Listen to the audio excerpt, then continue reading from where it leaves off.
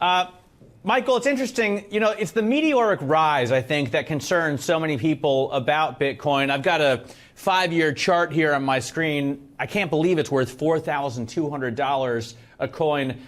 Doesn't this look to you like a bubble? I mean, normally this kind of hockey stick rise in only a 5-year period signals the possibility of a massive drop coming. Well, I don't think that's necessarily true. When we at Mangrove got involved with Bitcoin back in 2013, we were back at that first peak on your chart there. You can see there's a chart, there's a bubble right in 2013, and everybody was talking about a bubble there and a fall that came after it.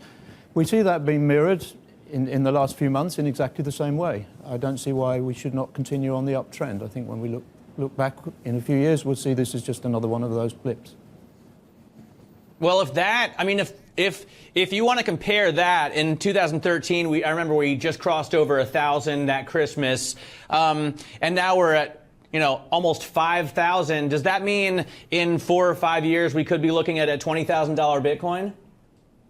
Well, absolutely. Why not? The money supply is limited of Bitcoin, and there's every chance we can get up there. I really believe that. How are the Chinese going to react? Well, or kind of how are authorities going to react? The Chinese have already reacted in some ways, but I wonder how they're going to carry on.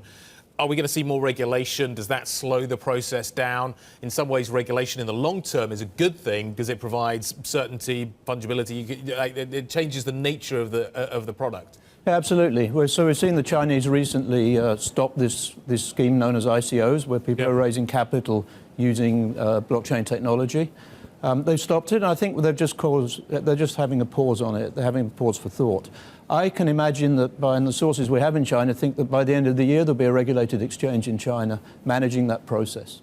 I don't sound ageist, but I'm curious to get your take on this. A lot of the people that I seem to talk to about blockchain, about Bitcoin in particular, and the guys that run the funds based around it, pretty young. They haven't seen maybe some of the financial turbulence in their working careers that maybe some of us with a few more grey hairs have. Does that kind of, A, am I right, and B, does that worry you? Well, obviously you're right, because they are younger and they haven't seen these things. Is it a worry? Well, I think it is. I think that, a lot of the industry that we're involved with as venture capitalists, we come into it, we're perhaps older people, we have more experience of industry in general. And I think that's one of the assets we bring into the industry, is being able to help guys who haven't seen these trends, haven't seen these disasters.